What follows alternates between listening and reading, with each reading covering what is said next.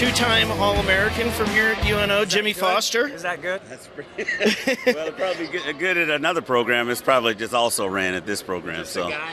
Just a guy. Yeah. Definitely just a guy. Coach Foster, what's it mean for you to be back in here with all these other wrestlers and Coach Denny and Coach Higdon?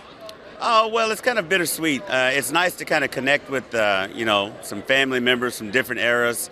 And so it's nice to see those guys. And, but it's still sad. I mean, most of these people are bringing their families in, and it's the first time their families have been here. Or it's the first time that their family members have seen any of the memorabilia, that they've been involved in. So that's a little bit sad to think about that. It's a little bit overwhelming, too, because since 2011, I've been bad-mouthing this school and everything about it. So I think I'll have to be neutral now since they put out an olive branch, so to speak. But bittersweet's probably the best way to explain it. It's not the other place anymore, or did we move past that or not yet? I still say that place. I didn't say the other place. I just said that place or the school on Dodge. The school on Dodge, or a bunch of expletives in the school on Dodge. But, this is kind of funny but sad at the same time and show the impact. This is the first time I've driven down Dodge and actually looked at the campus. I always looked at St. Margaret Mary or looked the other direction. I didn't even look at the buildings when I drove down Dodge Street. So it's a little bittersweet for me to actually be in here. A little overwhelming. So. How cool is it to see the impact that UNO Wrestling's had? I mean, this place is getting pretty packed right now. I think at one point all the Metro coaches for the high schools were all UNO guys. Yeah, that's been it's been a major impact on that. And we could have. It's sad that you could have done that for the next 10 to 12 years and keep it going. And you just think about the other people that didn't get a chance to be involved in something like this. Last night some of the guys got together and we were talking to guys that wrestled in the 70s, the 80s, the 90s, and all the way up to, till 2011. And so, it's, I don't know, it's just overwhelming. A lot of emotions right now.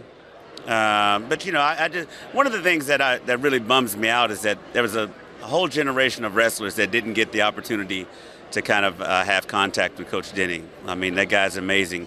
Everyone is here only because Coach Denny said it was okay to be here. Right. No one would have came. If Coach Denny would have said, do what you want, this place would be empty. If Coach Denny said, do not go to that, then we would have kept, hating on the place. But Coach Denny said, it's okay, and now you have 200 people that have signed up immediately. What kind of impact has Coach Denny had on you and just your life? Obviously as a wrestling coach, but just life. Oh, well, I mean, it's been tremendous. I've patterned my wrestling practices and the wrestling culture after Coach Denny, but I mean, I still contact this. I mean, I finished wrestling for him in 1995, and I still, if I have a major decision in my life, I still give him a call. Yeah. It's 2023. I still give him a call, and I can guarantee you, to the man that's here, they do the same thing. I would be surprised if someone made a major decision in their life and didn't at least contact Coach Denny to get his thoughts on it. So he's just been a tremendous person in my life and everyone in here. He does it, just setting the tone on how you should live your life and what type of person you should be, and then how you should treat other people. Those things, it's things that are needed. It's needed in today's society, but I mean, he lives it. I mean, he lives it. It's not one of those things that's you just say it just because. I mean, this guy lives. He walks the walk. He does it all, man. So I'm ready to hear everybody's answers on this because they're all going to be way different. What's your top UNO wrestling memory? Oh, I don't know.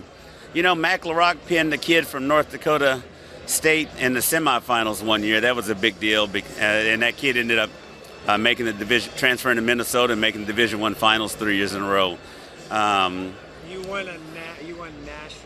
You were All-American.